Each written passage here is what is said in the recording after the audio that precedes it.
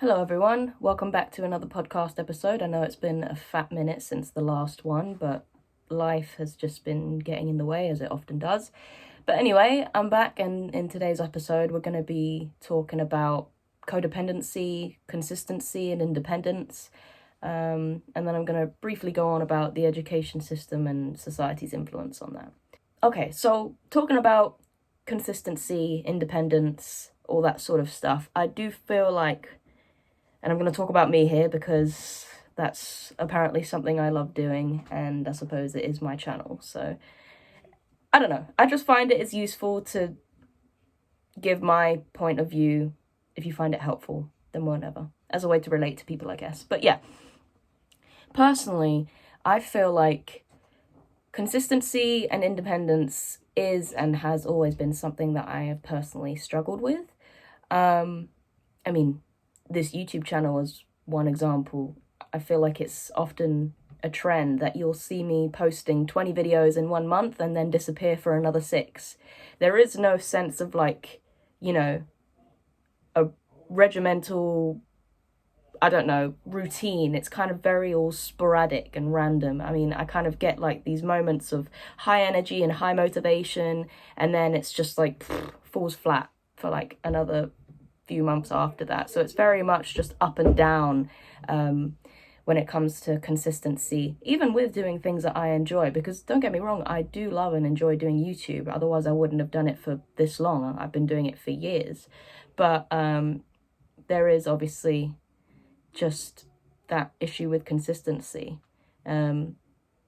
Mostly it's because, sometimes I just don't have the time, but also I just, maybe don't have as many ideas, or other external factors like editing or whatever just not working in my favor. But yeah, so in terms of independence, I do feel like as a society, it's kind of frowned upon to kind of show up for yourself.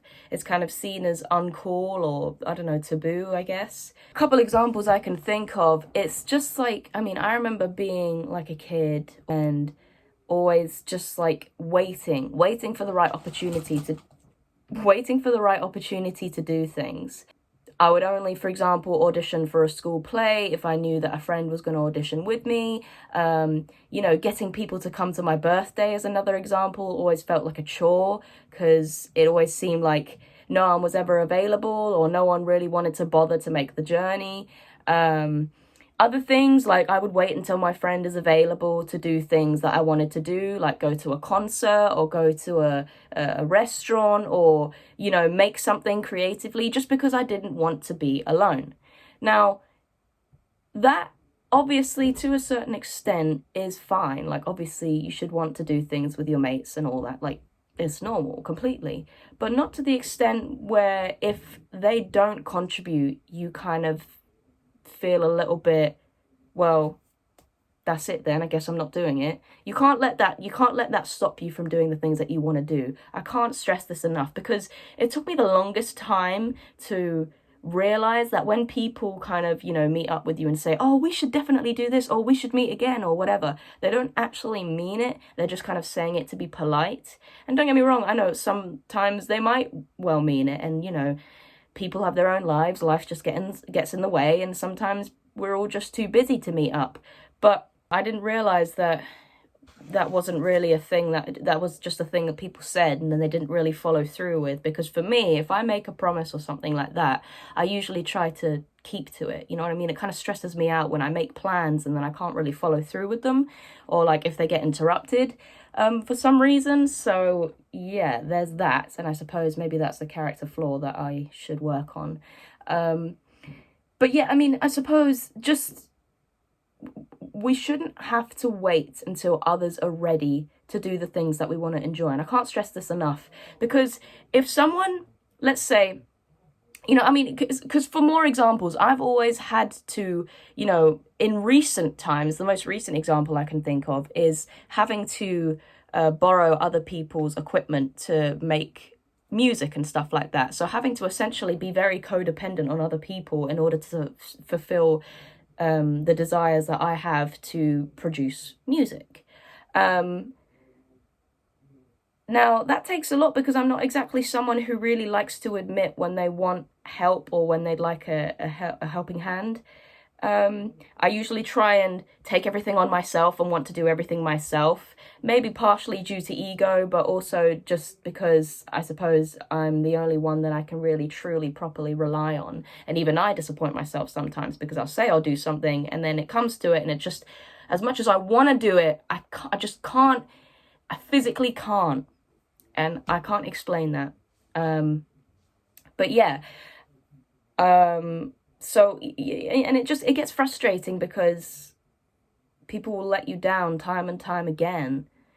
And it just kind of gets to the point where, like, it's been months, years, and nothing's been done because you're constantly waiting on other people to give you that push to do things yourself. Now, this is not always, in terms of like them actually physically giving you the tools, but just mentally as well, having to rely on other people's,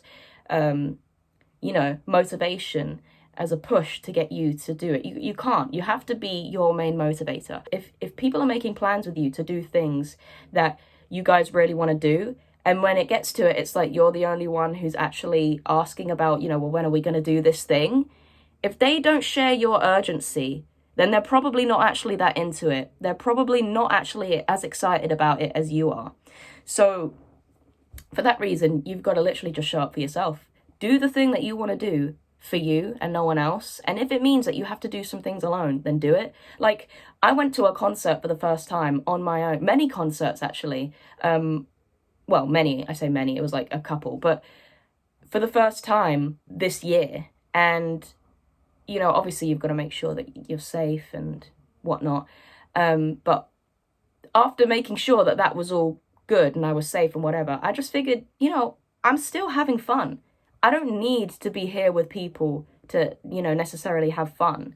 I don't need to be engaging in whatever substances to have fun. I don't need to be surrounded by a crowd of people that I know to have fun. In fact, I kind of felt better for not going with anyone else because I'd rather that than to be surrounded by a bunch of people and not feel seen or heard, because that has been a big thing in recent years. Noticing that you're in a crowd of people who don't actually see you as a person is the most soul-destroying thing in the world, I have found.